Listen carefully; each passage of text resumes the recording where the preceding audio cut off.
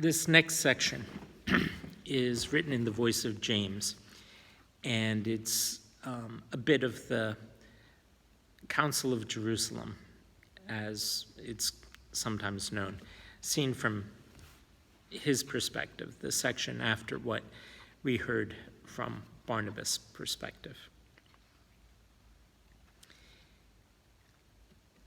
In me, there is a memory fixed, a single scene so stark and grave that whenever it seizes my mind, I gasp and I grieve it all over again.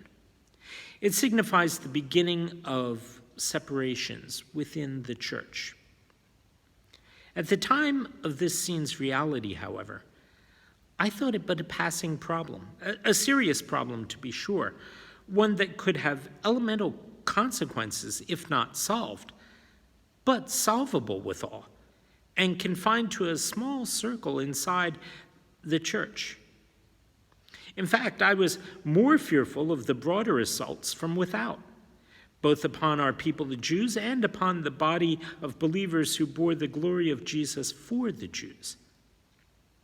This lesser rift within our fellowship I reckoned dangerous insofar as it weakened our unity in the face of these assaults. Solvable, I said.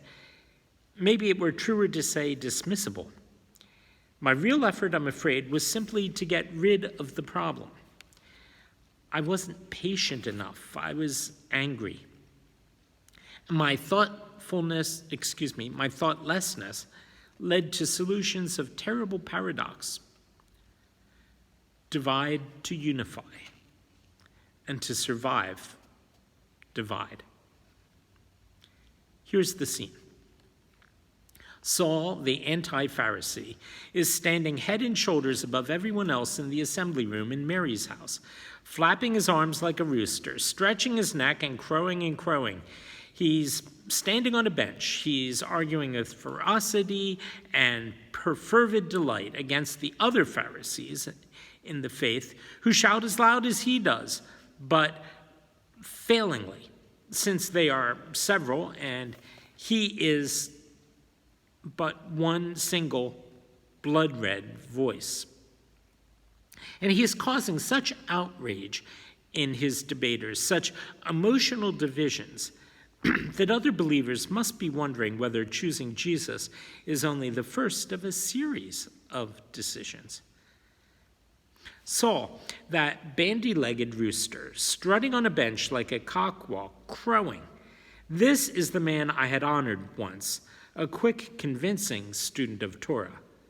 This is the one I thought would give Barnabas wisdom, stability, gravitas.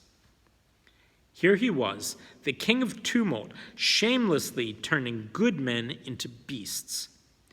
That scene was troubling to everyone there, but to me it was confirmation of a disappointment, for I had heard of the changes in him, but now my eye was seeing them.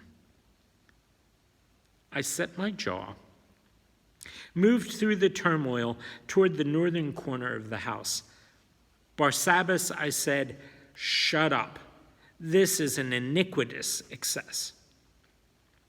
He, his mouth caught open on some word, glanced at me. I didn't wait for his obedience. I left him. I went first to Simon, then to John, and asked them to follow, and walked out of the house.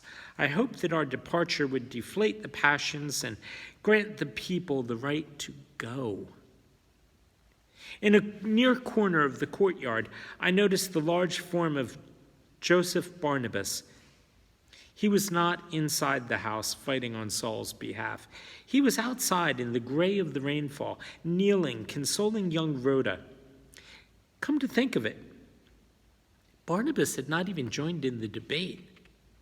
The great bearded Levite had drawn a child to his bosom and was, I think, singing softly in her ear. Barnabas, I said. Simon and John paused behind me and looked at him. Barnabas. When Saul is able to hear you, invite him to Simon's house.